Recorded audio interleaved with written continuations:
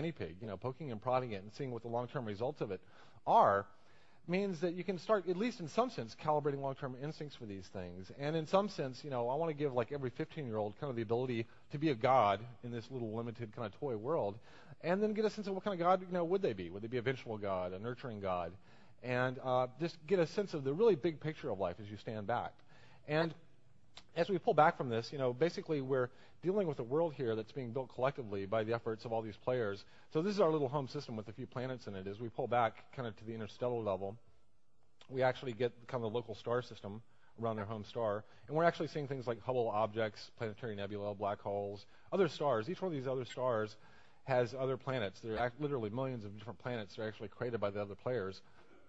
But this is actually a very, very small fraction of the entire galaxy, which is the world, which is being built collectively by the millions of players playing the world. So it's basically an unlimited number of worlds that are built by the players as they play the game. So I'm going to start the demo here and invite John back up to interrogate me.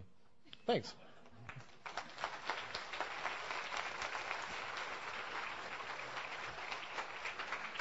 That was great. That was great, Will.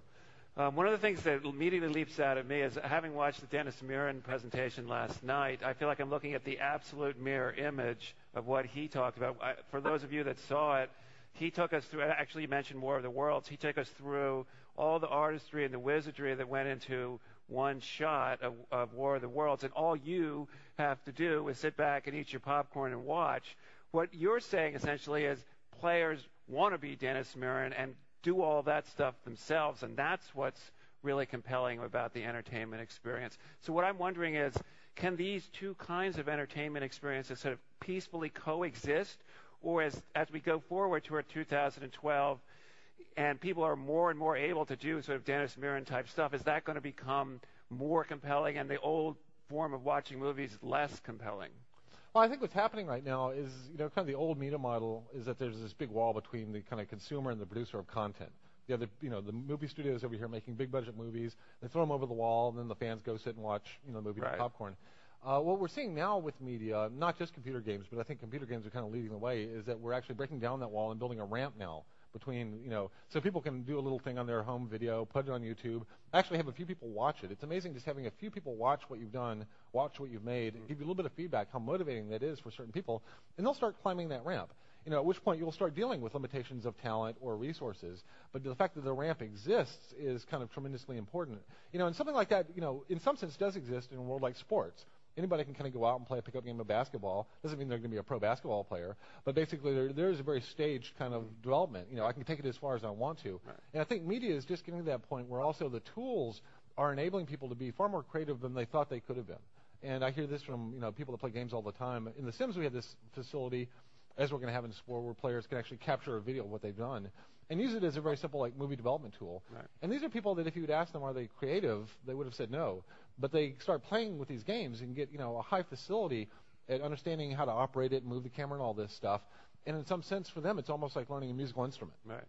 And they want to kind of show that skill in playing that instrument and actually perform it for other people. Right. That's interesting. Another thing that strikes me is Dennis also talked about the amount of energy he puts into making things look real. Mm-hmm. And that's part of the whole sort of experience of watching the movie. You have to believe that's real. Striking aspect of Spore is that it doesn't look, photorealistic. It looks a bit cartoony. Yeah. And I'm interested in your decision-making process there. Why did you choose to make it look that way? And do you see there's another form of realism at work here, which isn't a visual sort of realism, but a realism of system dynamics beneath that visual aspect? Well, there are a couple answers to that. Number one is that the computer games industry has been driven by graphics realism. It was an arms race, basically, and every year it was like the games looked better and better and better, but there wasn't enough thought in terms of how real the world was and the dynamics and the physics and all that. What actually is remarkable to me is looking back at the games that I played in my youth, like in the 80s, these little pixelated characters that were like 20 white pixels, how real they seemed to me, even though the graphics sucked. The fact that the real character wasn't living on the screen, it was living in my imagination. Right. And that it took such a simple representation was enough to spark a real kind of emotional response to my imagination when that little character blew up was remarkable to me. And I think that's really kind of where the real game resides, is in the player's imagination. But also, if you look at the history of art,